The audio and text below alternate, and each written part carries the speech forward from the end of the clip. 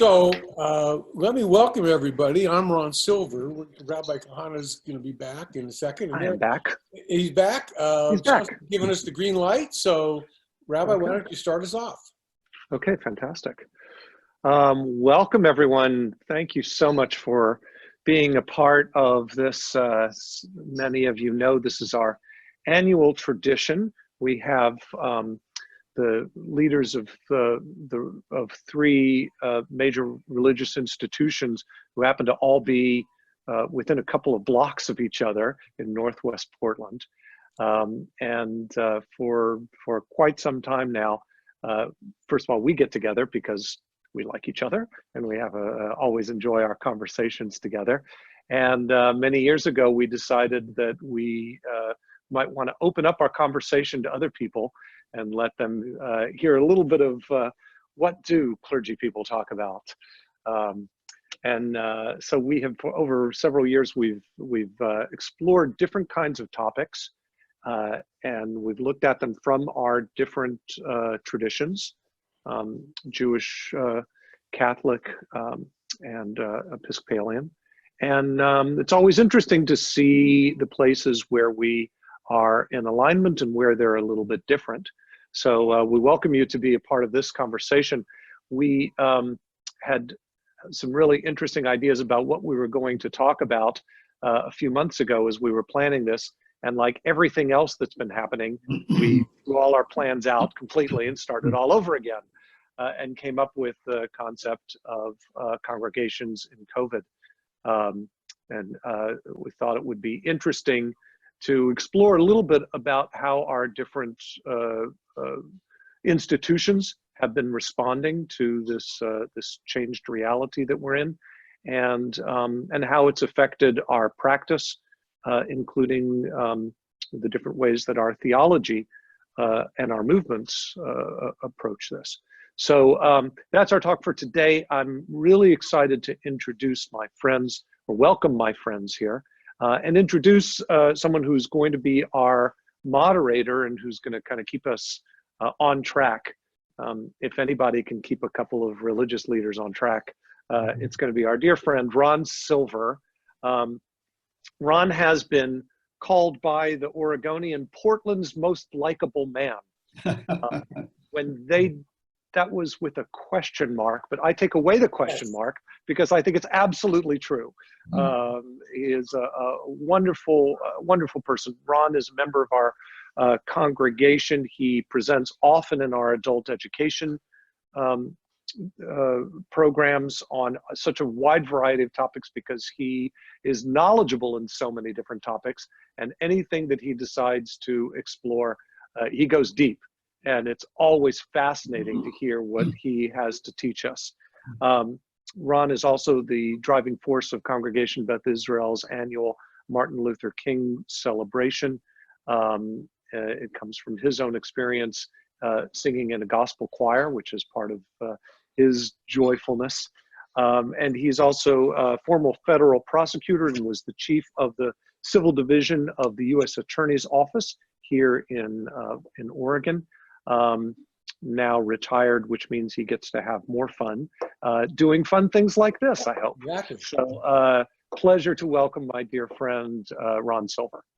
Well, Rabbi, thank you very much for that introduction. This is really a delight. It's my first excuse to put on a tie in about 4 weeks, so I like that. I was joking with all of our speakers earlier. I can claim everything here. I've been I was born and raised Jewish, member of the congregation, but it was the Jesuits who trained me how to be a lawyer, and I enjoyed it so much I stuck around and sang in a Catholic choir for 12 years. And then I went and sent my youngest son to the Episcopalians for an education. He went to Oregon Episcopal School and had a fabulous experience. So it's a delight to be part of this tonight. So let me introduce everybody to you, since everybody knows somebody probably, but you may not know everybody. So I'm going to start by introducing Dean Nathan LeRud from Trinity Episcopal Church, or Trinity Episcopal Cathedral. And it's fun looking at people's biographies to see sort of where they intersect and where I might have intersected with them. Dean LeRud, he became the dean at Trinity in 2016. He trained both for in theology and in English major at Whitman. But he's a musical theater aficionado, where I intersect with him.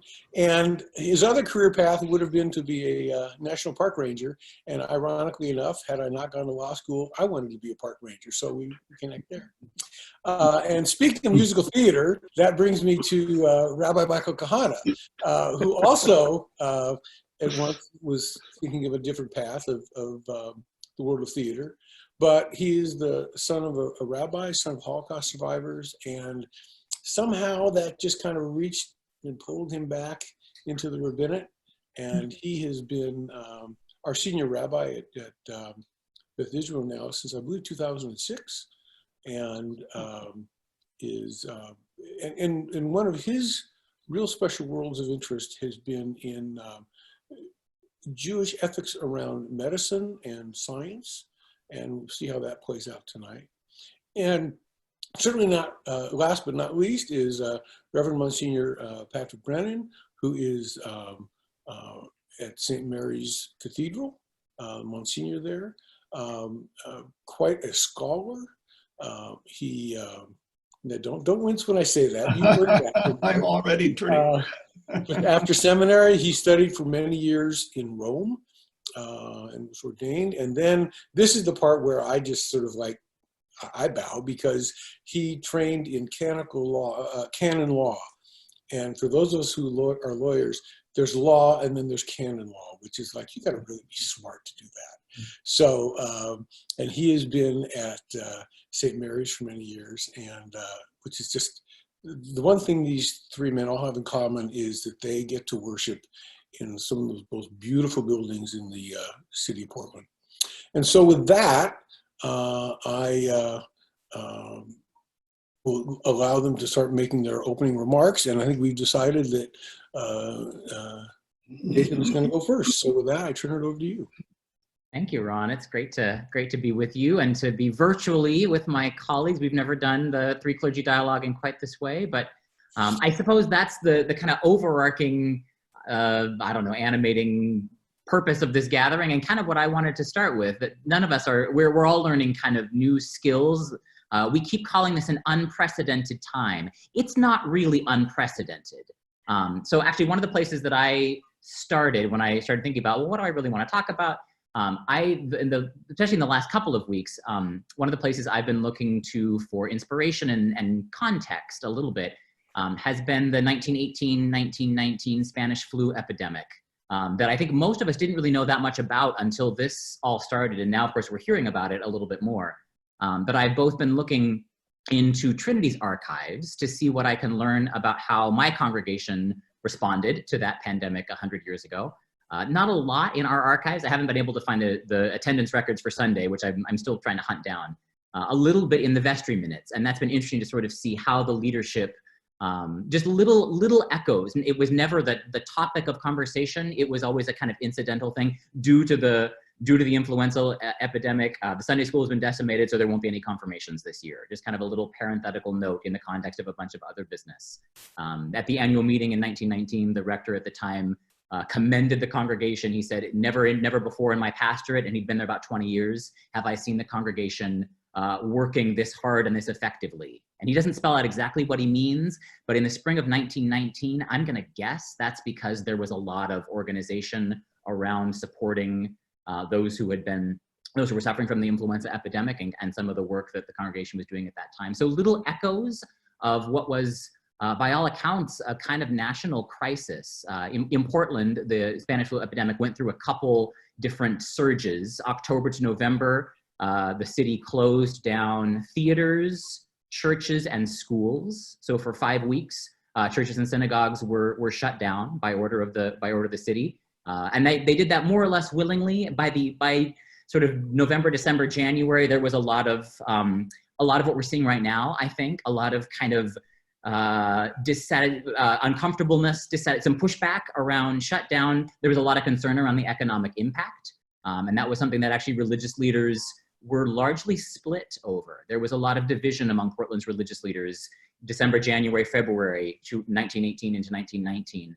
The Christian Scientists were suing the city, saying you can't shut us down because our religious belief protects us from influenza.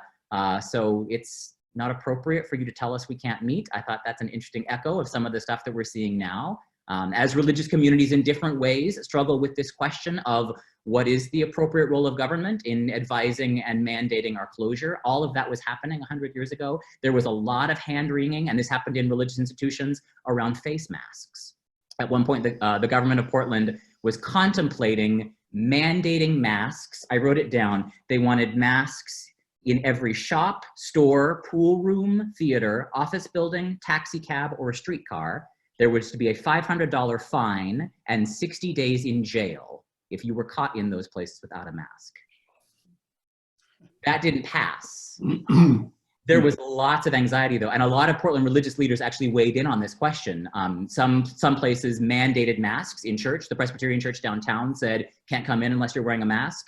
I don't think my congregation did that. I'm gonna guess that they were probably a little more live and let live around masks, but that was something that a lot of religious leaders were arguing over 100 years ago. So a lot of the things that we're seeing, I think, in our kind of current discourse around closure, stay-at-home ordinances, what churches are doing in this, a lot of that was happening 100 years ago. So all of that to me says, these really aren't unprecedented times. Actually, our very own communities dealt with stuff like this, with a lot of the same kinds of tensions, I think.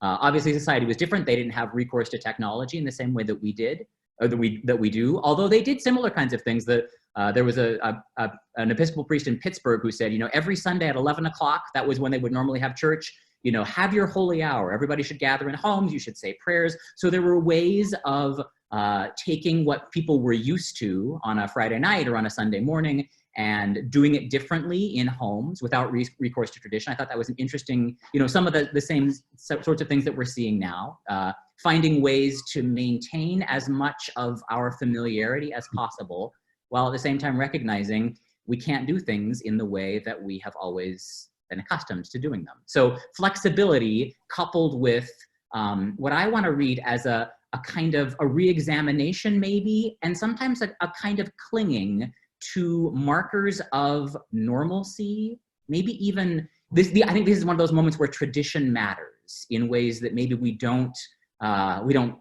experience it quite so viscerally when stuff is good, when stuff is hard, when we're already feeling like our world is crazy, compromised, there's a lot of fear and anxiety. I think one of the places we turn is to ritual and tradition. So in some ways, I think 100 years ago this was true, and I think it's true now. This is a moment in which religious communities are asked to do a different kind of work, maybe, than we always think about doing it kind of time in and time out. So one of the things we've seen at Trinity, we're no longer gathering in the cathedral, and I'm sure that my colleagues are seeing this too. When we gather online, we're seeing something like twice as many, sometimes 3 times as many people joining us virtually for services. To me, that says some of those are Trinity folks who are, it's like, this is my community. I want to be connected to my community. Some of those are folks who are no longer with us in Portland, but feel, we're part of this community at one time, still feel connected to us, even though they're living in Greece and Pittsburgh and Washington, D.C. and all over the world. A lot of it, I think, is people who are probably going to a lot of different church services, maybe not just Christian, certainly not just Episcopalian, but are looking for ways of finding connection in virtual ways that is meaningful to them, as a way of, I don't know, remembering that not everything the rug has not completely been pulled out from underneath us, and that there are these certain markers that have a certain kind of value, maybe especially when we can't do things in the way that we're used to doing them. So music feels really important. One of the things that I think I'm struggling with, and I'm interested actually in Monsignor Brennan's reflection on this too, because we share a Christian tradition, a Catholic tradition, if you like, and I'm using with a little c, the sort of ecumenical Catholic tradition that is deeply incarnational. And I think that's the piece that I see my community struggling with and that I'm struggling with right now. You know, we can do a lot virtually, right? Trinity, we actually we're pretty good at streaming services, you know, content providing. We can do actually a lot of what we normally do. We can do at social distance, we can do virtually, we can do electronically. But our tradition puts a high premium on God becoming flesh, right? The Christian tradition is really based on this idea that Jesus Christ is somehow the fleshly embodiment of God. So that's where we get this idea of sacrament from, right? That like God uses physical matter to impact us. God comes to us through bread and wine. God comes to us through water. In the sacrament of marriage, God comes to us through sex. God comes through us through the laying on of hands. God comes to us through oil, through smell and touch. So when we can't touch, I had a colleague say, I didn't become a priest to make online videos. I became a priest to touch people appropriately, but I became a priest to be with people at their bedside when they're preparing, you know, to do last rites. I became a priest to hold babies and to baptize them. I became a priest to put my hand on married couples and offer them the church's blessing on their union. I became a priest to consecrate bread and wine and put it in people's hands and sometimes put it on their lips. Christianity is an intimately bodied tradition.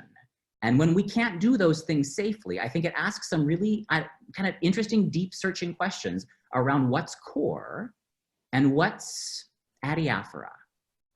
So I'm perfectly happy for safety reasons to not be to not be doing communion in the way that we're normally doing it. We consecrate some bread and a little bit of wine the celebrant receives, but we're not, we're not passing it among the pews, and we probably won't for a while. Like maybe for a couple years, are we, not going to be able to have that physical relationship where we touch one another and we touch physical stuff that can carry germs if we're not careful. I mean, that's the risk of sacrament, if you like. It's not safe stuff. And right now it makes sense and it's prudent to forego for a different time. So one of the interesting things I think is that I'm seeing an interesting kind of longing that's happening, right? Like stuff that maybe I never really thought about, like what it feels like to kneel at an altar rail and put my hand out and have bread and wine. Like, I do that all the time. That's kind of normal. And I imagine for a lot of people, it's like, I don't really miss it all that much, actually, right? Like those pieces do not actually maybe signal church to me in the same way that music does, or that good preaching does, or kind of the other things that might happen on a Sunday morning. For other people, I think that the loss of the touch signifies something a lot deeper than just, I can't have a little bit of bread and a little bit of wine on a Sunday morning. We're for right now, as a culture, touch is dangerous. Maybe touch should be dangerous. But for a tradition that really traffics in the sacredness of touch, that puts Christianity at a pretty profound disadvantage. So, as I say, one aspect of that is I think we're dialing up the volume on how important it is. When you take away something, even for a time, we know this kind of through the liturgical calendar rhythms, right? We go through seasons of fasting. We take, at Lent, we take away, alleluias, so some people give up some food. So we've been through the lentiest Lent we ever lented this Lent, right? Like we took away a lot. We didn't get it back at Easter. We're still kind of in some kind of protracted Lent where we're fasting from touch, from the kinds of markers of sacrament that we're used to. We're fasting from gathering. My hope is that the feast is going to be pretty profound when it comes, but it may be significantly delayed. So this is our new normal now. It's a weird thing when fasting becomes your normal. Maybe that puts us in solidarity with people all over the world who are living in very different kind of circumstances and experience something like what a 21st century Westerner might consider a fast as their normal. So finding a new normal is maybe not a bad thing. The other thing that I think I want to kind of pull back from my reading in the church notes and the newspaper stuff from 100 years ago, 100 years ago, churches faced issues like this, society faced issues like this. And then we basically agreed to forget about it. I did a little bit of Googling, like, how did America change as a result of the 1918 flu pandemic? How did churches change? And I couldn't find anything. I found one scholar who said, because that was a flu that impacted young men, many of them young men who had been at the front fighting, death by flu was seen as an inglorious way to die. It was not an honorable way to die, in the same way that dying in battle was an honorable way to die. because we actually lost, at least in America, we lost more young men to the flu epidemic than we did in the trenches of the First World War. She says, as a society, we made the mass decision to forget. We decided when things went back to normal, we were just going to pretend it never happened. I wonder if America is going to face a similar kind of pressure, right? That this has been so traumatic for us economically, in all kinds of different ways. I hope that we don't repeat that pattern. And actually, I think that's one of the things that as religious institutions, maybe we have an additional burden to make sure that as a society, we grieve this appropriately. And I don't see that happening yet. I hear a lot of concern around economic fallout. That's appropriate. Right now, we're thinking about reopening, you know, what all that looks like. I don't get the sense, and I'll say this as I feel a certain amount of culpability in this. I don't think, I haven't seen my institution yet. I don't think I have found a way. I don't think we've found a way to name the grief that we're experiencing, both the lives that are being lost and that will continue to be lost, and also a way of life that I think probably won't come back in the same way that we've known it. And that's going to mean grief. That's going to mean rituals of mourning. And that's one of the things that I'm hoping, certainly our three institutions, you know, 100 years ago, there was in Pittsburgh, I was reading about a service that the synagogue in Pittsburgh, it's actually what became Tree of Life Synagogue, where the shooting was a couple of years ago. Calvary Episcopal Church in Pittsburgh and what became Tree of Life Synagogue and the Roman, I think it was St. Andrew's Roman Catholic Church came together. They were celebrating the end of the First World War, but it was the first time in 5 weeks that people were able to gather again, and it was a religious gathering. It was an interfaith gathering. It was Catholics, Episcopalians, and Jews, so exactly the same makeup we've got in this gathering. And those three communities, at least in Pittsburgh, came together to celebrate the end of the First World War, but also to mourn the loss of so many lives, not just in battle, but then at home as a result of the flu epidemic.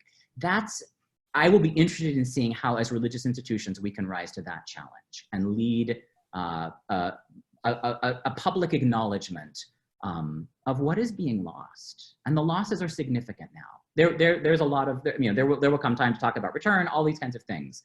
But I don't want in 100 years for them to look back at this moment and say, they just agreed to forget and move on.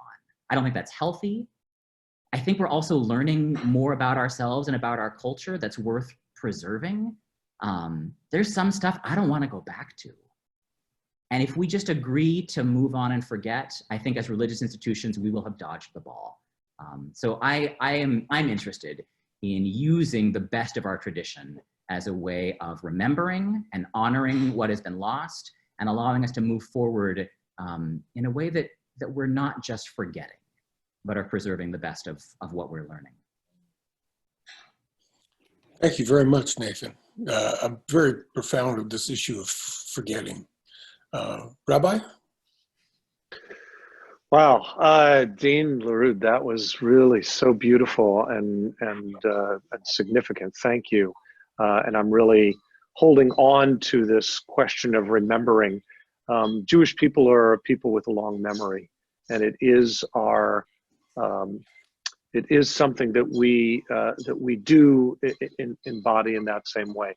I was really struck also by the image of the Christian church, as you talked about, and that relationship to body. The Jewish tradition really doesn't do that. When we talk about what is sacred, our focus is on sacratizing time, and that sense of calendar and honoring, and we mark significant occasions in our history, and we really hold those and bring those forward, including in modern times of honoring and remembering the Holocaust, and holding on to those things. But really, this question of how we have changed and what we are going to go to, what we are going to become in this new world, is really profound.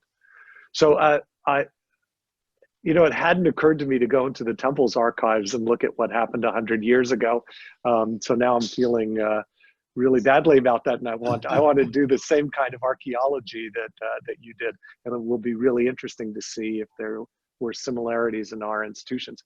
I did, however, go back 1,500 years and looked into some Talmud text on this issue.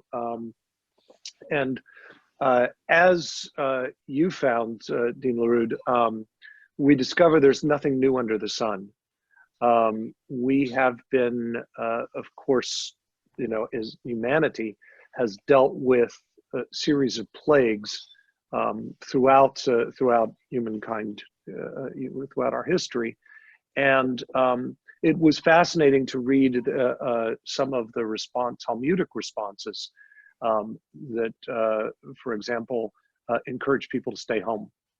That was the proper response. There's certainly no germ theory. The germ theory had actually just been discovered immediately before the 1918 pandemic. And there began to be this understanding of how disease was transmitted and to have a scientific understanding of that. But certainly people observed the ways that that diseases were transmitted human to human. And that idea of the imagery of war imagery, or of the angel of death just having free reign to travel wherever it might be, and that the safety was found in the home. So this quarantining has been around, and the life of the synagogue was very difficult in those times as well, and where it's a profound and complicated experience, I think, for all of us as religious leaders, that the place where we find comfort, the place where we find the connection to God's presence, is the place that's dangerous right now. That whole sense of gathering, of being community, of connecting with the people who are with us, who are on similar journeys. We find our sense of religious identity in gathering. We have to do exactly the opposite, and we have to isolate.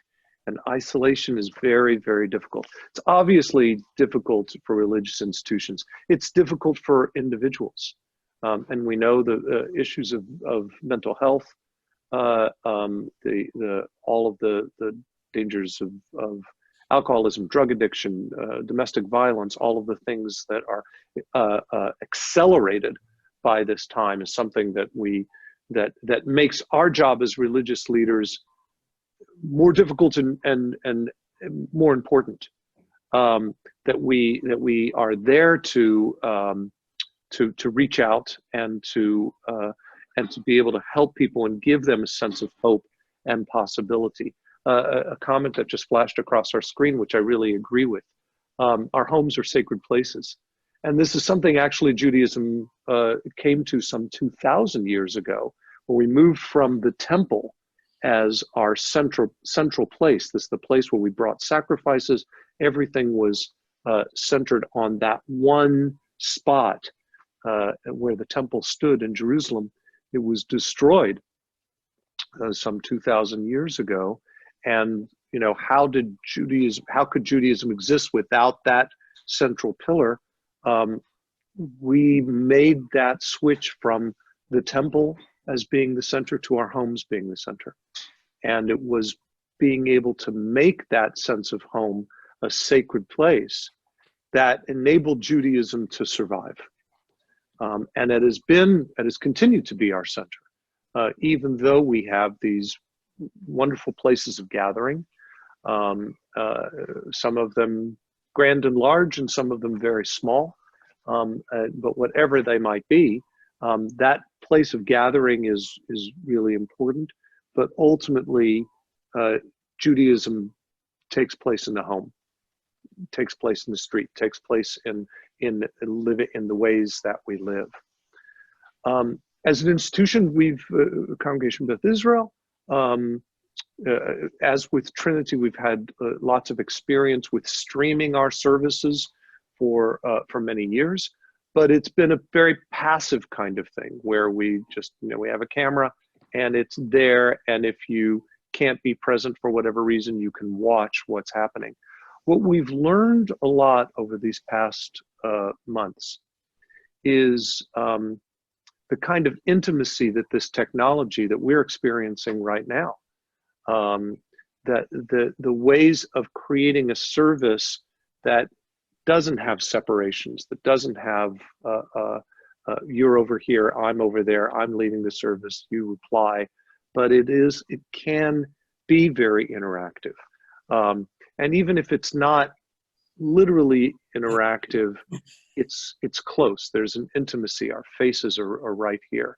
We've had a number of Zoom bar mitzvahs, bat mitzvahs, something, you know, very, very new. I just talked to a kid who was our very first, and told her, you know, you are the first Zoom bat mitzvah in 168 years of our congregation's existence.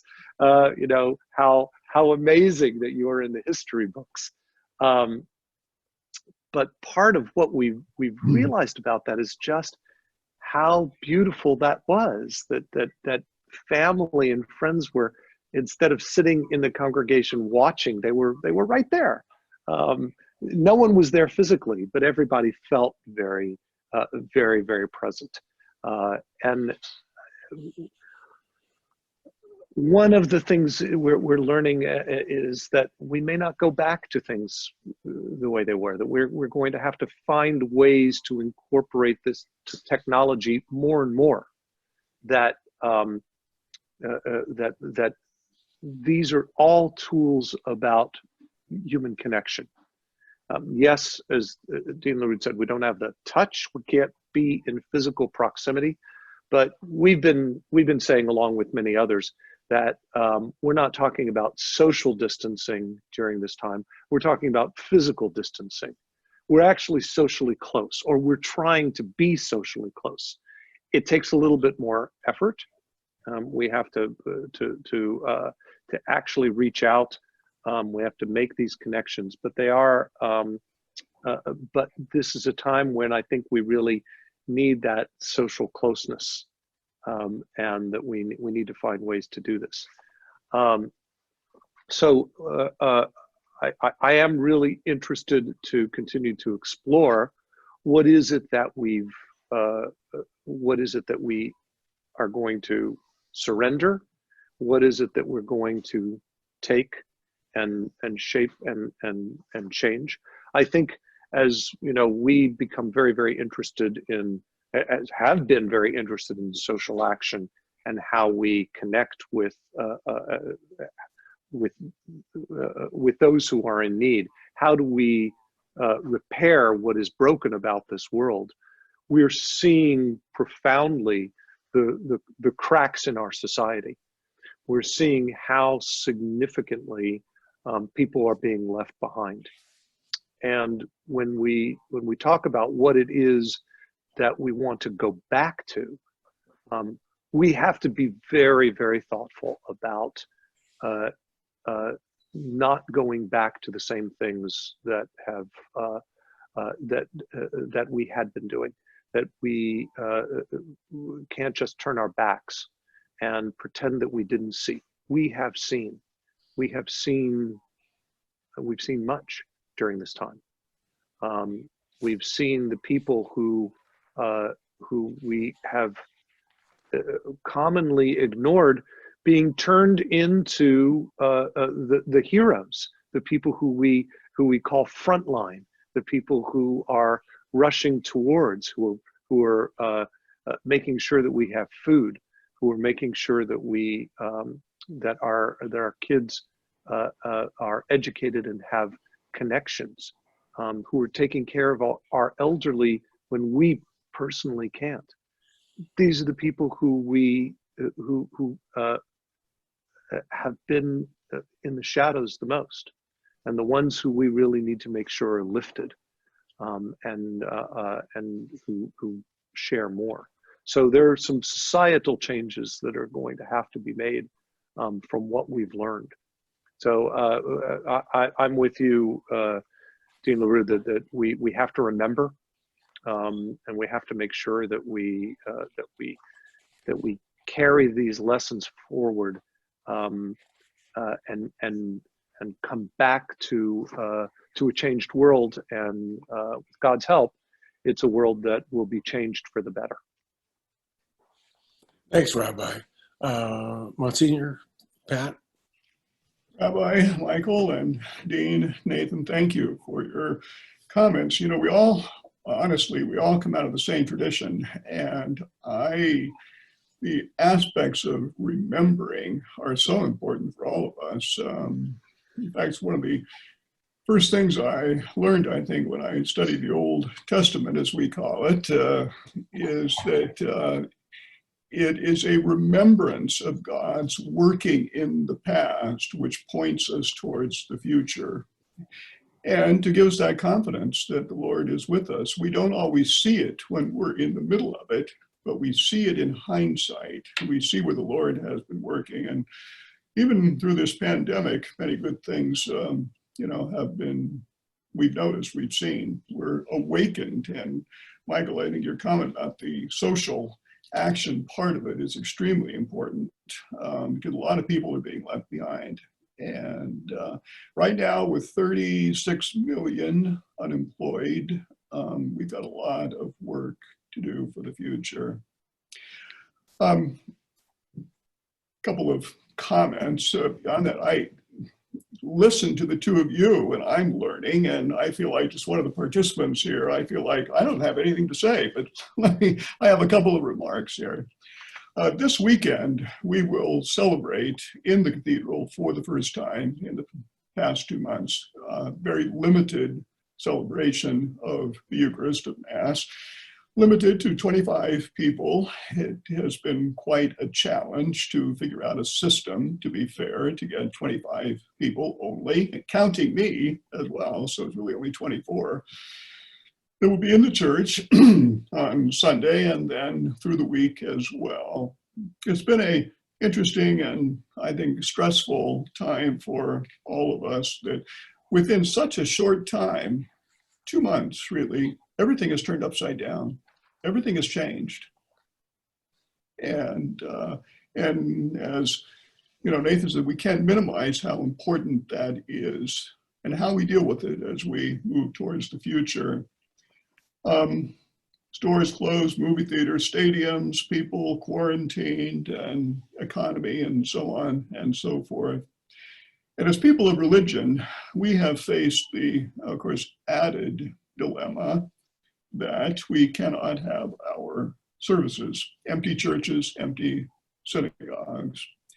I couldn't help but think, as Rabbi Michael was speaking, the importance of the home. You know, Christianity, of course, has an early tradition of the domestic church. The family was the church itself, and services, Mass, was held in the home, the house churches of the early church. So, you know, our traditions are also long and varied, that you'll always find somewhere in our tradition something that helps us in the present age as well.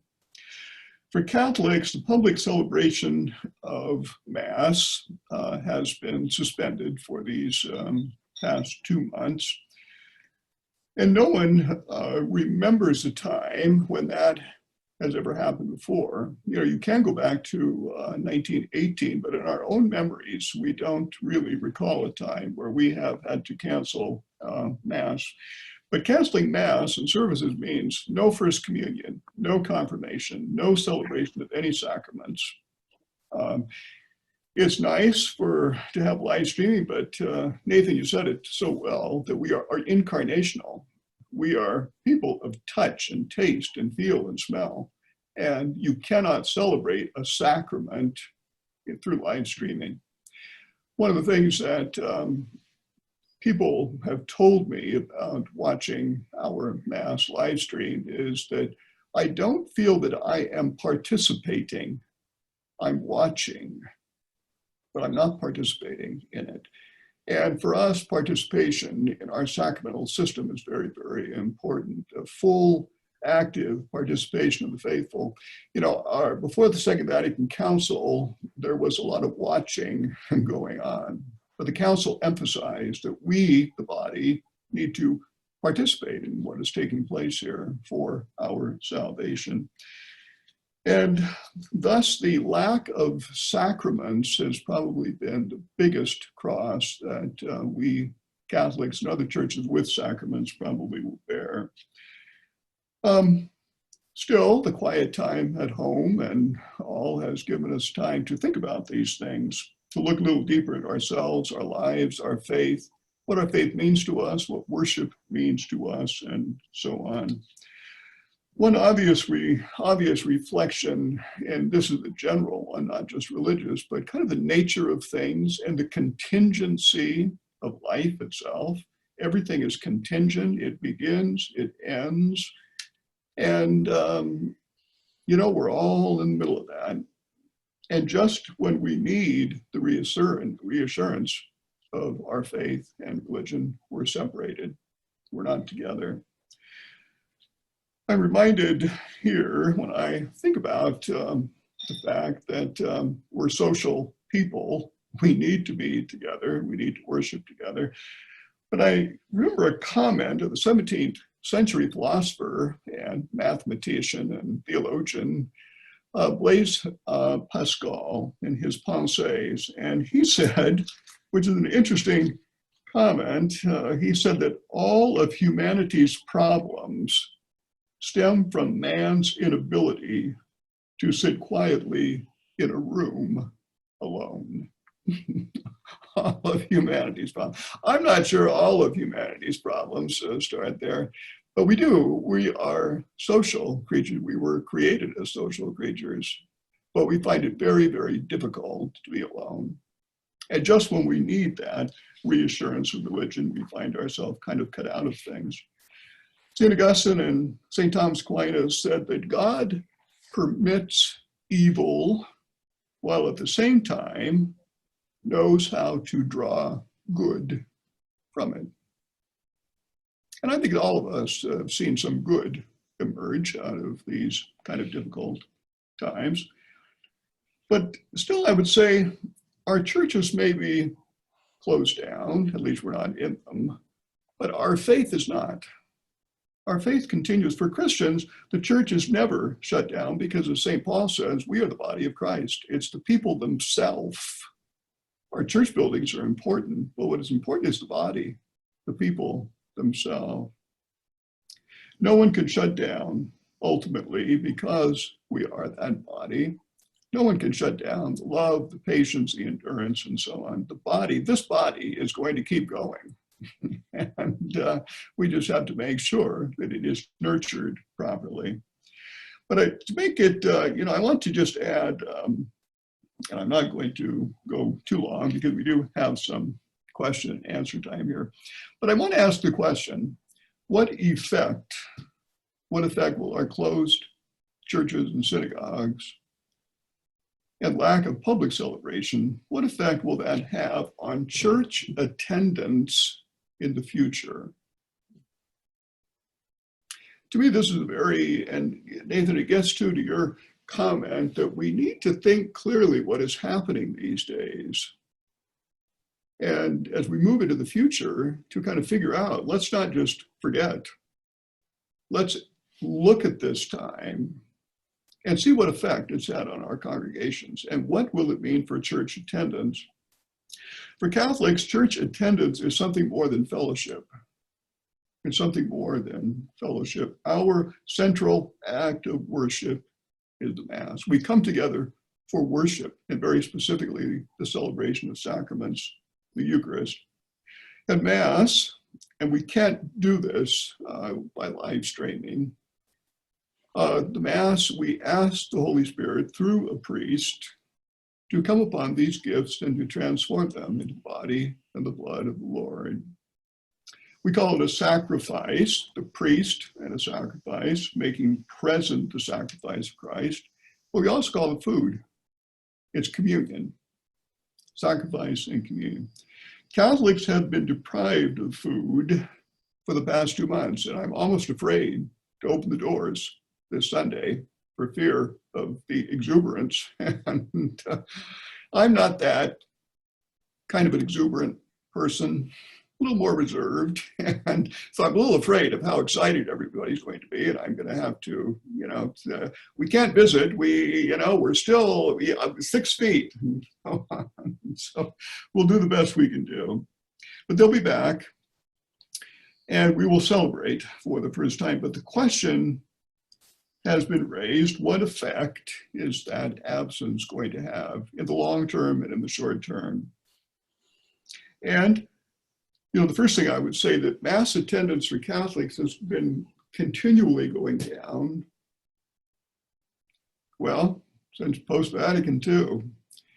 And in the last 5 years, attendance has gone down another 2.2% in the United States.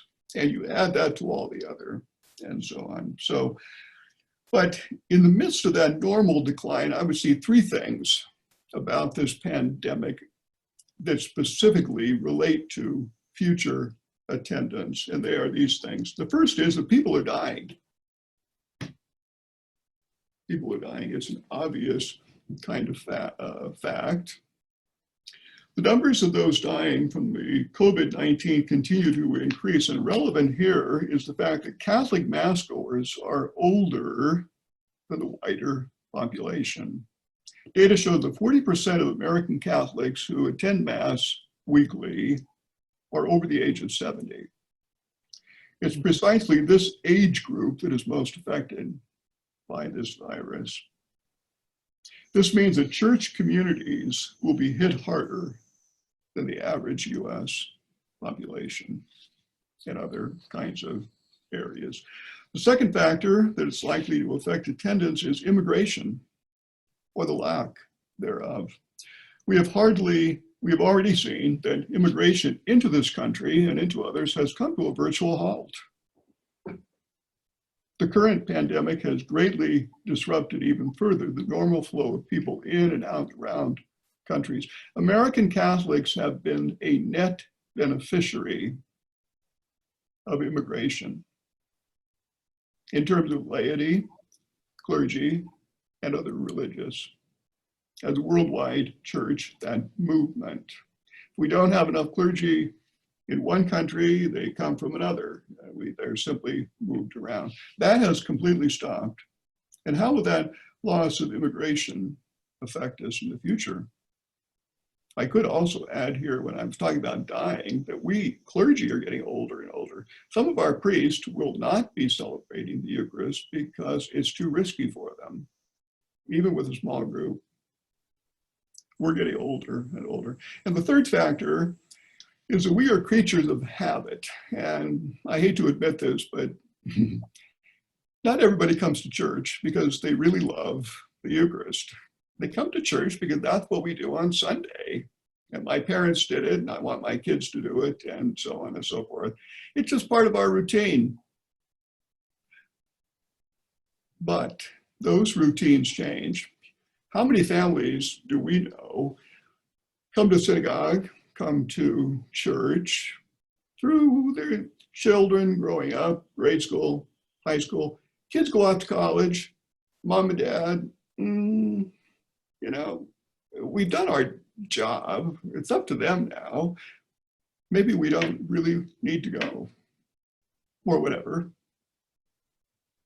Creatures of habit, it doesn't take too much. And the last 2 months of live streaming, where you're sitting on your couch, your bathrobe with coffee, and you're reading the New York Times, and you hear a priest giving a homily in the background, maybe just the nudge you need never to return. Now, some of our folks, I asked them, what is your reaction to live streaming? And they said, well, one business person told me, I'm on Zoom every day, and I'm not going to turn on the television and watch Mass. So another said, it feels odd to be in my apartment or whatever, and Mass is going on. I can't receive communion. I can't say hello. I don't, and so on. So there's only so much that can be done with that. So I suspect there will be a natural fallout after these couple of months. And how much longer will it go? People who are not, who are older, who are not well, just may not return because it's just too dangerous.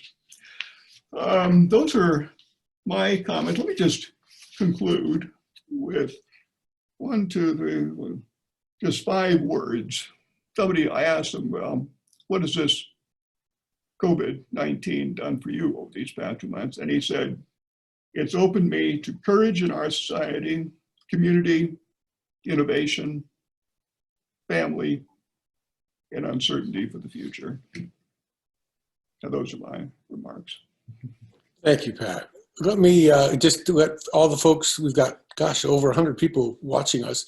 I'm going to ask a couple questions, and then we have a Q&A feature.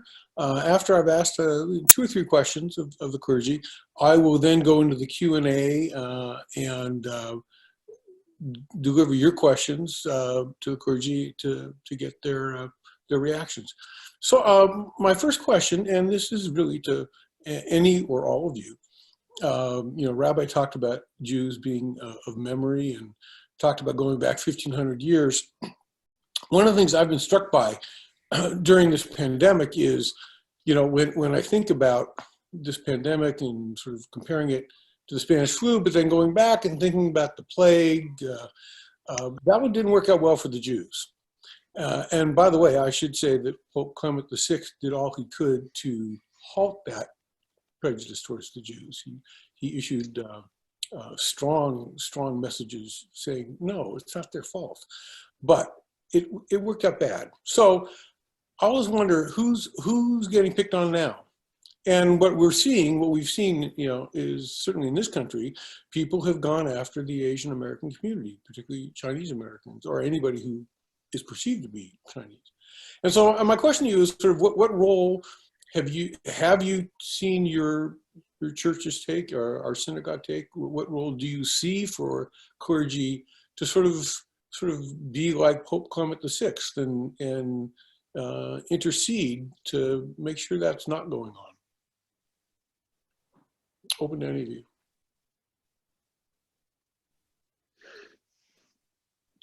You ask a really important question, Ron. I think that, you know, sorry, I'll jump, if you don't mind, I'll jump in here. Of course, I think we would probably all agree, asking whose fault this is precisely the wrong question, and especially trying to put it on a nationality, an ethnic group, or any of those kinds of things. The Spanish flu wasn't called the Spanish flu, and it had nothing to do with Spain. In fact, it was only called the Spanish flu because every other country was clamping down on information about it and refusing to say anything because it was in the middle of a war. And the only country that was being open and admitting that this thing was going on was Spain. So it became known as that. It had nothing to do with they had no responsibility. Yes, you're right. Throughout history, there's always these kinds of disasters are met with finger pointing and doing exactly the wrong thing. I think if we've learned anything, one of the lessons I hope that we have learned from this, from the experience of this pandemic, is that the commonality of humanity, right? That we really are the same. This virus, you know, does not discriminate by nationality or religion or ethnicity or any of those things. We should really be learning that we are one people. That's a lesson that I think, in truth, we probably preach often, and we try to uncover the shared humanity in our through our own religious traditions and our own preaching. I think we're really seeing it now, and I think it's important that we preach it. I do know, at least my experience over the past couple of weeks, we've been having conversations with law enforcement and with the FBI and with the Department of Justice. In fact, Ron, your old office, we had a wonderful meeting with your boss. You know, there is a real awareness among law enforcement that hate crimes had been increasing significantly, and there's a spike during this this time of pandemic as well.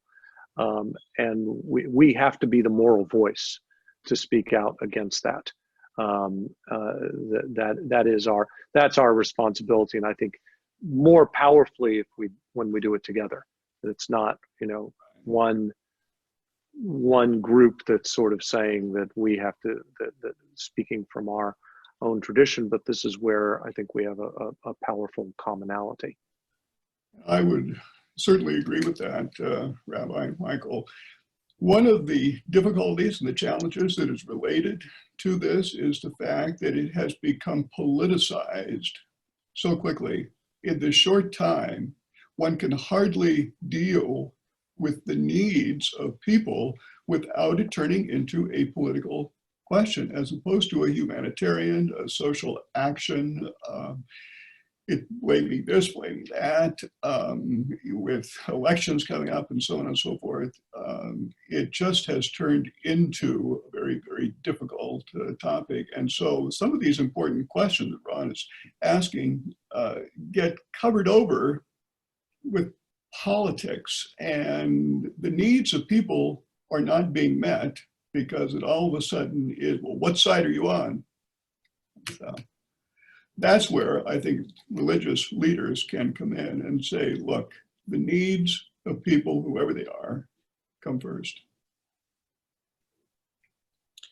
I want a follow-up really to that, and because one of the things I've really enjoyed doing since I retired is I've gotten very involved with Catholic Charities and the immigration work that you all do, and that is really in terms of your different, you know, the temple and the work of Catholic Charities and the Episcopalian Church in town. What do you all see as the greatest needs that need to get addressed right now? I think it was you, Pat, that talked about seeing the cracks. You know, what are the needs that are most critical now to get addressed that really faith-based organizations have always taken the lead on? You know, to put it this way, you've got, you know, you each have a minute to preach. What do we need to be doing? Preach it, Nathan. You're gonna lob that one to me, huh? I mean, I think Pat identified it well. Somebody said, you know, this is a moment when maybe we're all on the same ocean, but we're all in very different boats. So, I mean, recognizing solidarity is an important aspect of this, right? Knowing that this is not a virus that discriminates, you know, and although one of the things that we're seeing, and certainly in Oregon and nationally, is that disproportionately Black and brown people are affected by this in ways that white communities are not. So I think that's not the virus, though. Yeah, sure. There's lots of, yeah, right. The virus doesn't care. But in terms of people's living situations and economic situations, I mean, it's not likely to affect the members of my community in the same way that it's going to affect members of, you know, a small community in Woodburn, for example.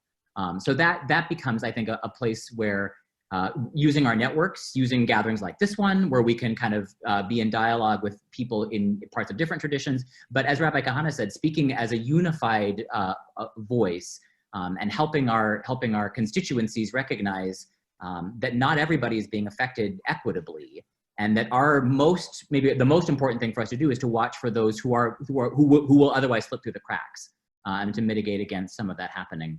And I think the other piece is, you know, as we, and your previous question kind of addressed this, one of the things that we see historically is in times of panic around infection, anti-Semitism gets on the rise. You know, 1920s was one of the most restrictive decades in American history in terms of immigration, in terms of isolationism. The KKK was on the rise in those decades. They basically ran the state of Oregon.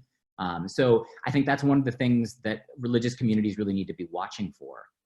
Is a heavy politicization of issues like this that tends towards isolationism and demonizing and othering. That's one of the things that we can speak in a more unified way across our traditions against. I was thank you for your answers. I've been going through the Q&As that have been sent in, and Can I just add one, sure, one Rabbi. thing in there, because I know we want to get to these to these questions that are really important. But here's where I think the religious voice is is crucial in this conversation. We're struggling in this question right now about balancing health and safety with economics. And we live in the world, and the economic is real. We started, if we can remember back, 2 months ago, we started with a strong social contract. We started by saying, not just that I'm afraid, yeah, I'm afraid, but also I'm in danger of being a spreader of a disease when I don't even know if I have it. And so to protect myself and to protect others, I'm willingly following the rules, and I'm isolating. And now we're moving in this place where that notion of that social contract is breaking, and we're in danger of, instead of being generous and thinking about our responsibility towards others, we hear these calls to only think about yourself, to think about your needs. I am the most important, right? I've got to get back to work. I've got, we can recognize how the pain, the incredible pain that many people are suffering, as we heard, the millions who are unemployed at this point. And this is where our government has to be responsive to the needs of the people. But we shouldn't be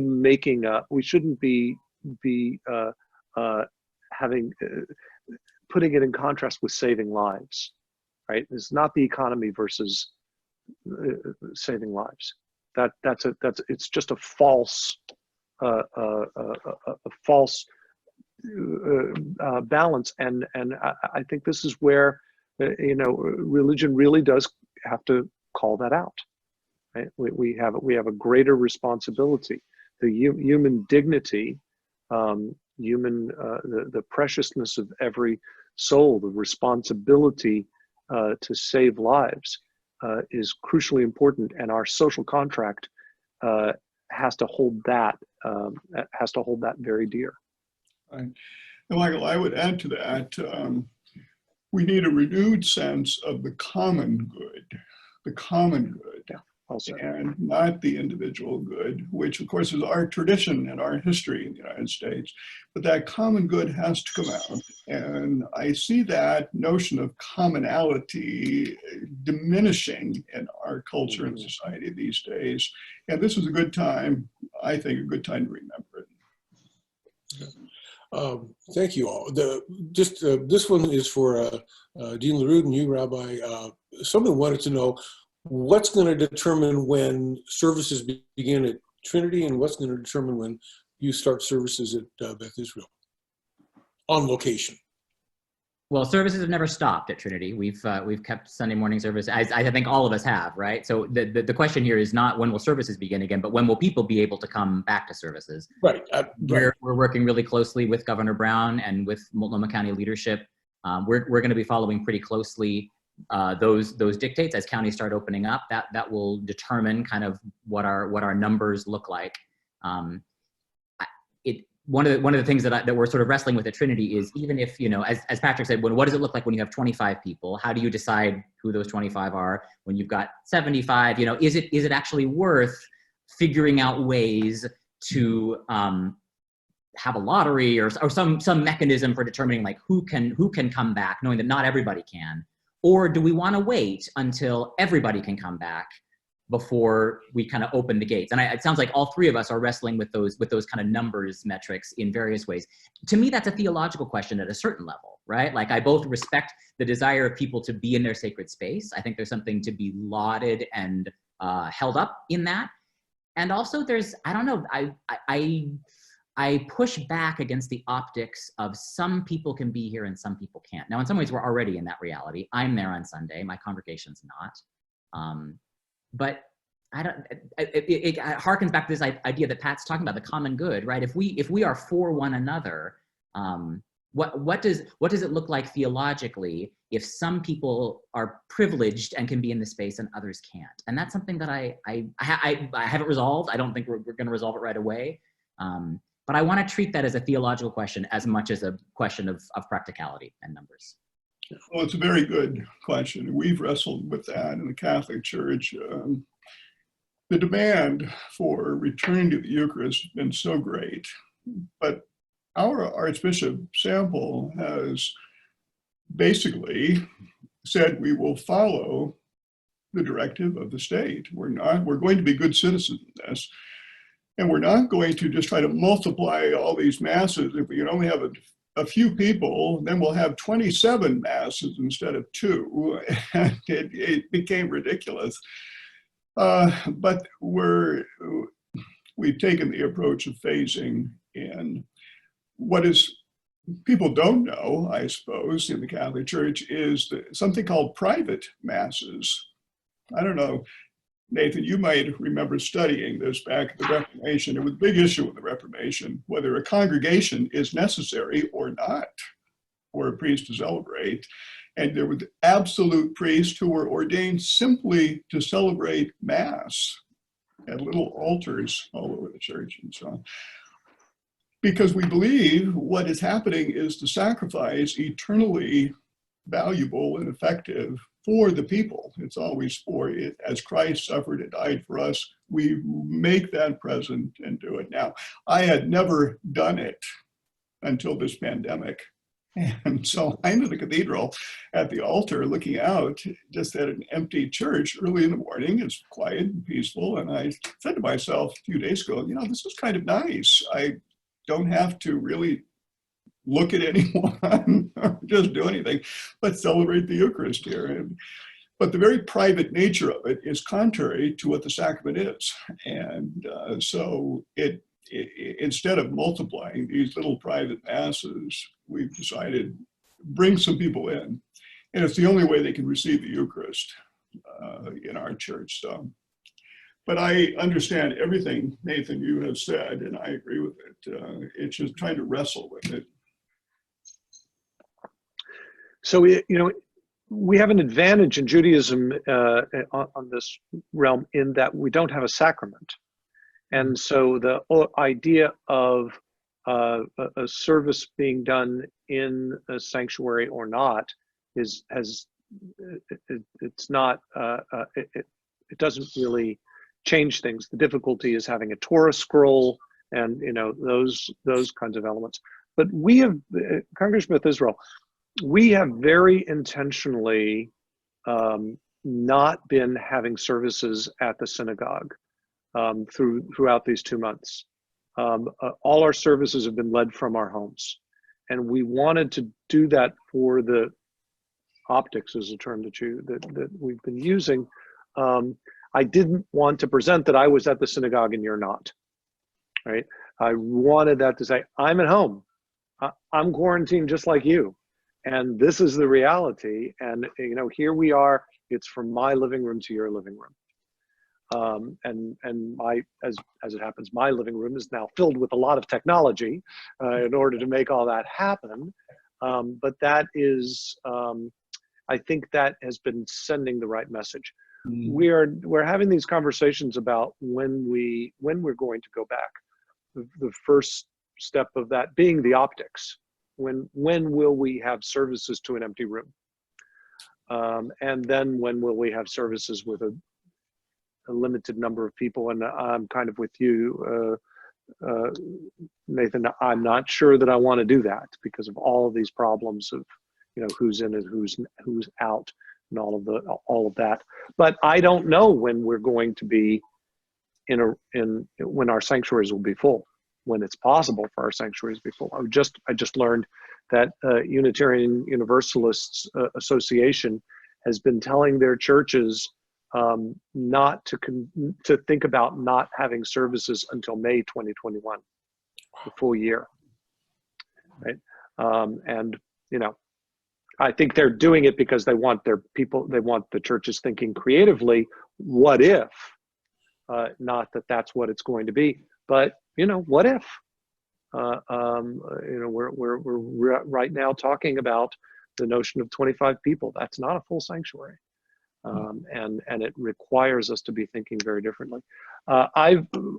We've been developing a plan of reopening, but what I wanted our plan to be is to start with the principles that we're using.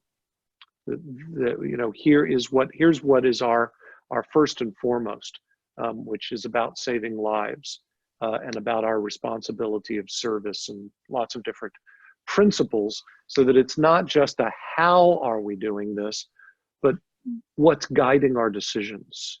How do we what are going to be the ways that we navigate this changed world as we kind of make our way back to what we are accustomed to. I see that this is going to be a long process. Thank you all. There's a question that Sally Rosenthal put into the chat. I'm going to just read it. And it is there a faith-based voice that needs to respond to our national response to the pandemic?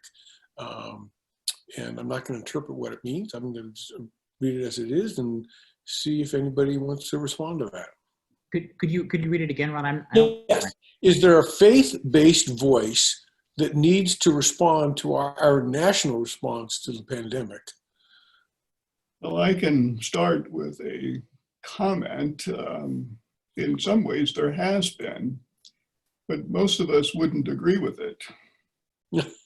And that is that many consider this government interference and overstepping, government stepping into the private realm, into religion. They have the right to do so. We have a right to worship. People carrying guns and rifles around the Capitol buildings and thinking that these restrictions are a way of limiting worship and freedom of people. And, this certainly is not the Catholic approach to it. We believe ultimately, as Rabbi Michael said, lives are at stake. That's the most important thing, and we follow that. So in some ways there has been, but it's been the wrong voice. I guess the question is, what should the voice be? I agree, and of course that is what gets the public image, and then that becomes it becomes seen as that's the religious approach. Right. There, as I think we've read, there are 10 churches in Oregon that are suing the governor on exactly that point. And we're part of a coalition, and Nathan, I know you've been part of this as well, of religious leaders around the state that have been in dialogue with the governor and feel very strongly these restrictions are not aimed at religion. It's not interference with religious practice. That's not the point of it. It is following the science. It is following the recommendations of health authorities, because as Pat put it, this is about saving lives, and that we can't forget that. That is the absolute focus of it, and there's nothing that replaces that. And a moral voice needs to cut through all of the nonsense, and recognize the pain, and recognize the reality of that pain. The pain is very, very real, and it's part of our job to help to address that pain and not ignore it.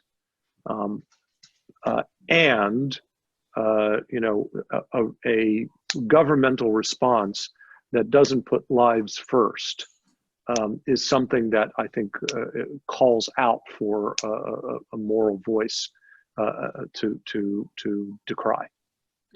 I want to jump in because the most recent question I saw in the Q&A is what you've been actually addressing, but there's something specific about that question that you've alluded to but haven't gone to directly, which is the notion of how do we come out of this pandemic with a recognition of, I'm going to pull it up again so I'll make sure I get it close enough, where this notion of, let me just read this part. It says, in a post-pandemic world, if that ever arrives, how can religious institutions help us move from a world in which mobs insist on the liberty to infect others towards a system in which the commons, and this person,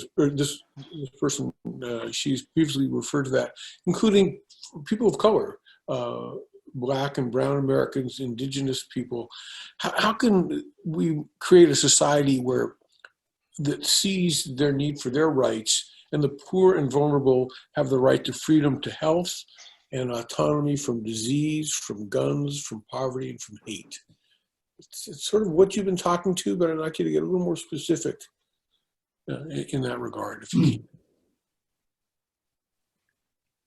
I think, I mean, it's such a great question. And in some ways, I mean, there's a piece of me that wants to say, that's what we've been doing for 4,000 years. I mean, you know, like that, this is a new situation in some ways, and in other ways, this is not a new situation. And I'm enough of call it a pessimist or enough of a Protestant to have a pretty dim view of human nature. People are awful, and they have been their entire history. So religion's not going to solve this in the next year. I think what we can do is offer an alternative. We may not be able to drown out the voices that are very loud and very good at garnering attention around, you know, individual rights, and nobody can tell me what I can and can't do, and I need my firearms, and you can't shut down my church. What we can do is offer alternatives. And as Rabbi Cahana is saying, there is an interesting strategic moment to be seized here, I think, in working in tandem with our state and local authorities. Multnomah County has been turning to, actually, I was on a call with a priest friend of mine whose sister-in-law is putting the plan together that Multnomah County will submit to the governor for our reopening.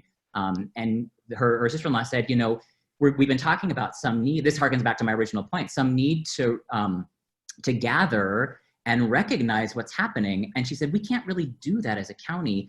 Do you have contacts in the religious institutions? We kind of need religious institutions to do that. So I think it's both, we recognize as religious institutions, we are a place of great danger right now, and we need to be working with our authorities in order to keep our people safe.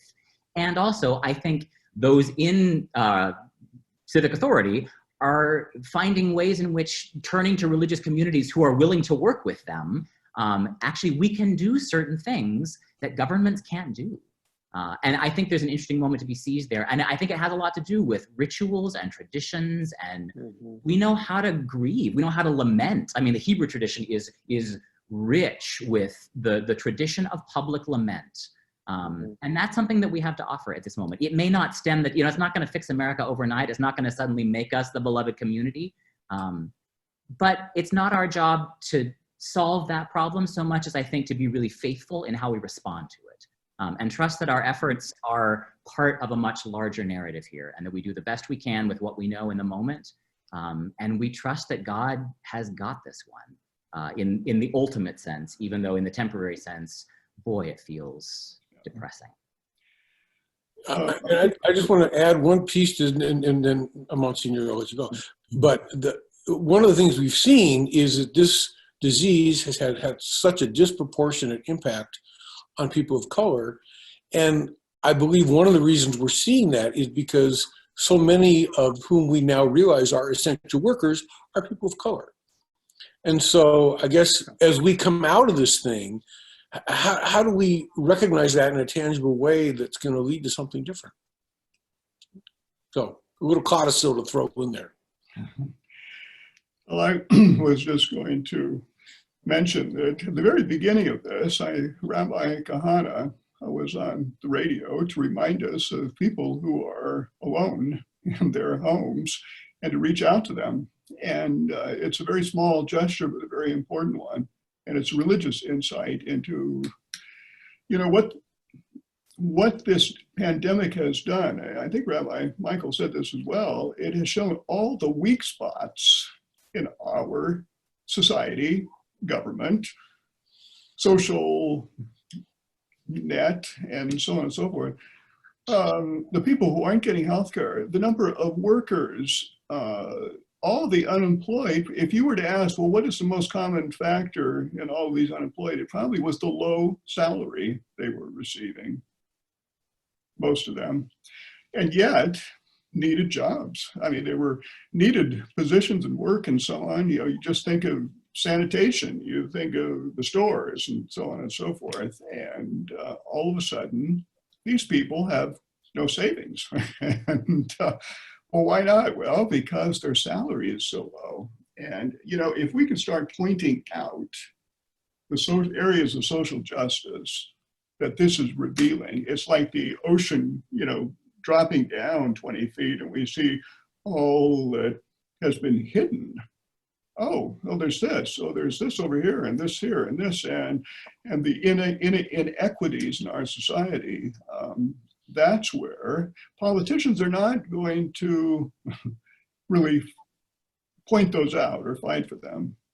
But we, with the moral background, our histories and traditions and so on, you know, it was the religious in days gone by who basically took care of people affected by pandemics and plagues. You know, Nathan, you did some research and I found all sorts of church responses to plague and so on and so forth. And, you know, city of Milan in 1550 had a plague and the Archbishop of Milan himself paid for basically the recovery of the city and was out there himself. And he told his staff at his pastoral center, we're all getting out on the street and we're going to be serving food. And he did it out of his own pocket. You know, we just need to get in there and do what we're best at and to point out where the moral good is and to attend to it. Thank you. Yeah, beautifully said. Judith K in our chat is pointing out that many of these people who many of the jobs that we're seeing had been traditionally devalued, had traditionally been known as women's work. Yes. And though it's not exclusively women, it is to a large extent. And we've structured society with a lot of expendable people, and we've with the kind of excess focus on the needs of capitalism. We've treated people as just exchangeable and expendable, and how much work can we extract for the lowest amount of money? And I think, you know, the religious voice, from, if I'm not mistaken, this was Jesus' message, right? That is the least of us. It is all, you know, this is there's the compassion and understanding for every person, no matter where you stand in society, no matter what your wealth or status is, you are honored and valued as a human being.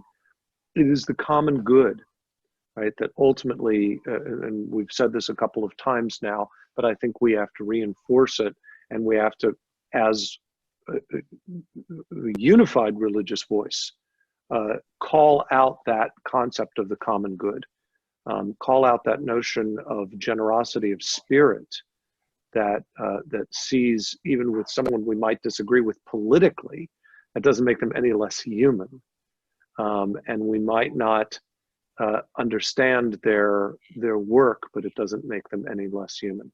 We're all necessary.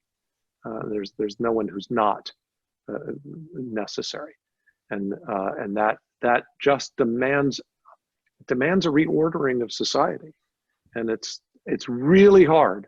And our traditions are not always about revolutionary, and you know, I don't know. I don't think this is revolution by, you know, at gunpoint. That's happening now in the state capitals. It's a spiritual revolution. It's a demanding that we be seen, that people be seen, and not relegated again to the shadows. I want to, probably this will be the last question we have time for. It just recently came up, and I think it's a great question because it's something we haven't talked about. And that is from Karina, and it says, how can the faith-based communities help incorporate mental health assistance in their congregations in dealing with fear and the unknown of social distancing and reality, and trying to get back to some form of normal lives? Yeah, the impact on folks' mental health, I think, is such important. I'd love to hear you speak to that. And then we'll probably close it out.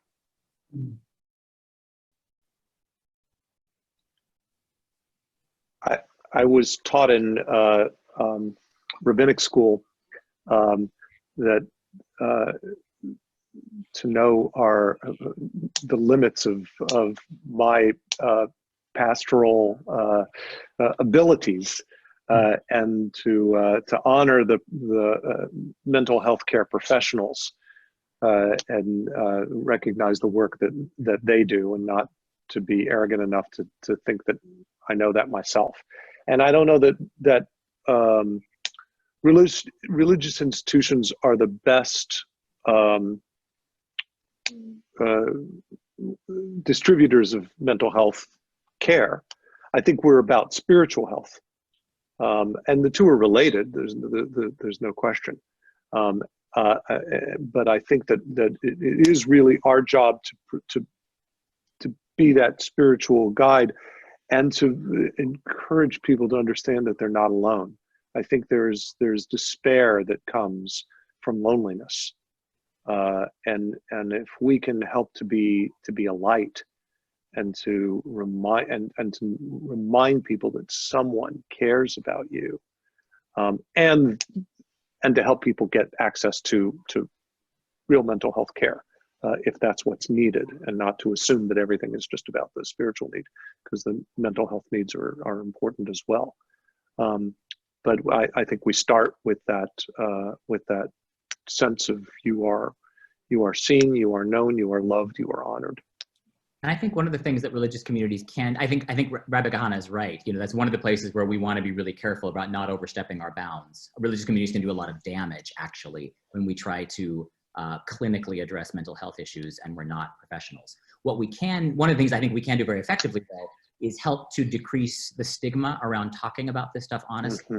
Mm-hmm. I've talked pretty openly from the pulpit about struggling with depression and anxiety. And I did that with a little bit of trepidation, like, is that going to be an overshare? What I discovered is that so many people in my congregation, of course I knew this, right? Like, we all deal with this stuff. And to hear a religious authority talk about it actually has a great deal of, so the more vulnerable we're able to be, the more we kind of help to destigmatize it. This is not stuff that we should be ashamed to talk about, especially in religious communities. We need to be able to say, hey, I'm not okay. I already struggle with depression. I live alone. That's really hard for me right now. Who can I talk to? And so, one of the things I learned as a priest, right? Refer. I've got some great networks of folks who are great in town and we've been, sort of doing a lot of triaging, I would say, as a community, right? Like, kind of trying to meet immediate needs and doing that as best we can. But one of the things that I think is really that religious communities need to be able to do more effectively is destigmatize mental health and make it okay to talk about. And we have come late to this. I'll only speak for the Catholic Church, but there was always a lot of suspicion that anything dealing with psychology was anti-religion. That has changed, and maybe not completely. But to recognize that just saying the rosary, as valuable as that is, may not cure a person's depression. They need some real help. And prayer is in addition, but to refer people to professionals who can help them. So it's 8:29. I want to close this out with, I'll give you all a chance, maybe 30 seconds to speak to something that Pat, that I saw in one of your videos that really struck me and is maybe, I think, a message to go out on. And that is that love is a choice. And that love is an action, it's a verb. And so as we go out from this meeting today, and thank everybody for being here. Just speak maybe for 30 seconds to that notion that's a choice. Love is a choice we can making, and how might that impact us as we go about our day? I didn't think anybody watched those videos. You never know. Thank you. Ron Silver watches those videos.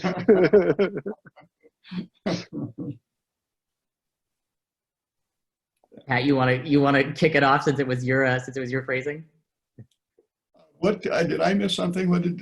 Yeah, you're active. He's Nathan's throwing it to you since throwing it to your you. video about love is a choice. On that notion of love is a choice. Yeah. Well, that I don't have anything more to add to that. I say that love is an action word, and we choose it, and we need to go out and do it. And if this pandemic has inspired us to do anything, it should be to show greater love. Yeah, I think where I would go with that is it's easy to find a flimsy solidarity in this moment, a facile solidarity. Mm-hmm. The choices that we are going to be, and I think we're starting to face them now in ways that are getting a lot more complicated than they were in the early days of this pandemic, because we're faced with actual choices now, right? Like this or that. So how we choose as individuals, as communities, and as a wider culture demonstrates our ability to be rooted from a place of love or from a place of isolation and fear. And I mean, all I can really do is make responsible choices on my own, and then use my influence in the communities that I'm a part of to try to guide some communities. But I have to believe that that matters, even if we can't, like I'm not in President Trump's cabinet. Mm-hmm. But I've got a community of 1,800 to 2,000 faithful people who are making choices. And my sense is they're doing a pretty dang good job of rooting from a place of love. And that's hard right now. But I think recognizing the stakes of what love demands is a piece of what we can do.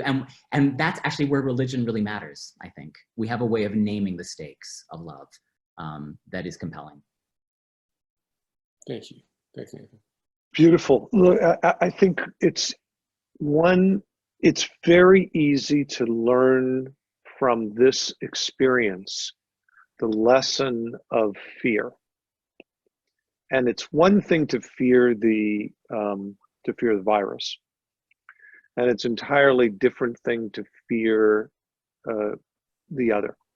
To see, I mean, one of the things that makes me, makes my heart break is that I walk around and I have a mask on, and I see someone coming towards me without a mask, and it's like, I have to be worried about. I have to get out of the way. I have to, like, I'm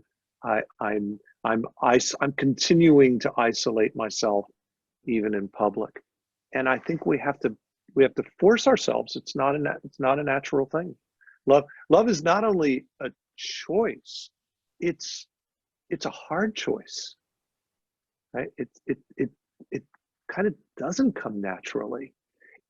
Love requires us to be vulnerable. And so much of our world teaches us not to allow ourselves to be vulnerable, not to be vulnerable, not to appear vulnerable, not to let that be a part of us. We really have to work at this, and I think it is so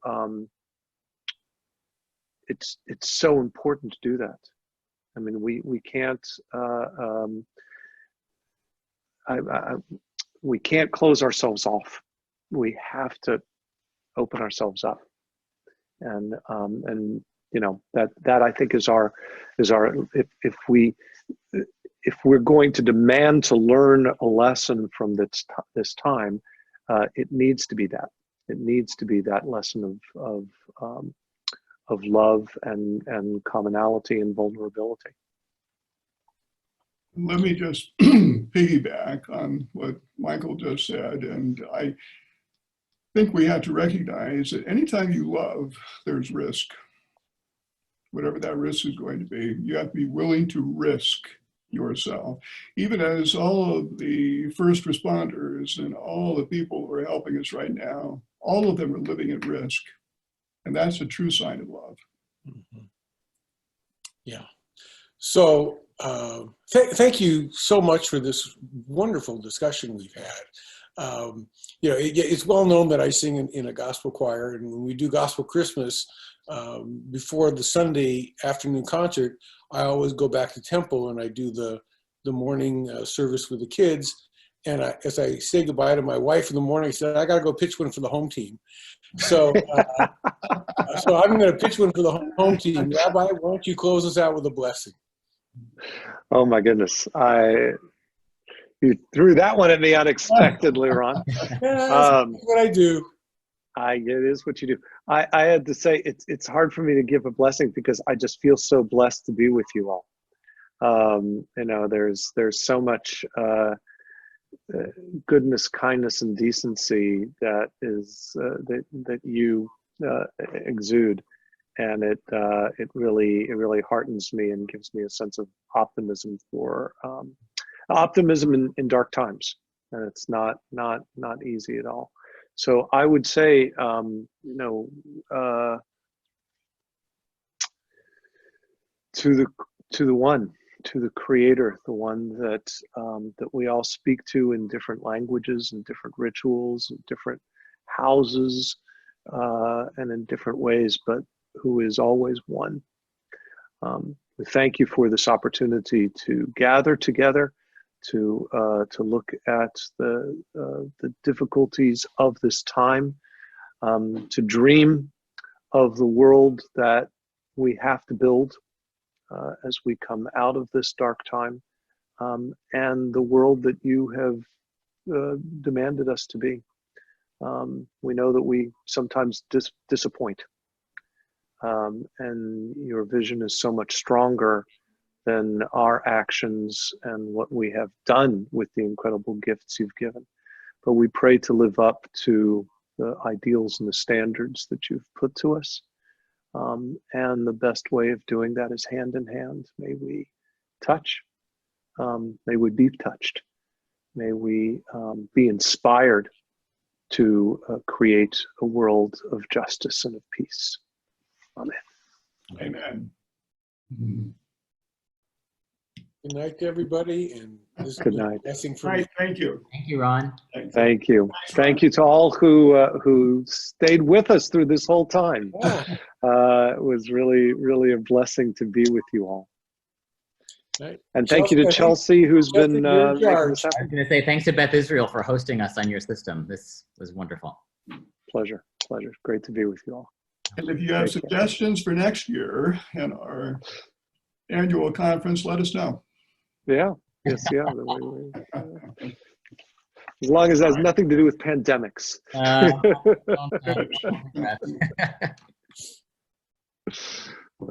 see Thanks, you gentlemen. Sunday morning, Rabbi. See you Sunday morning. All right. Be well. Bye, everyone. Bye.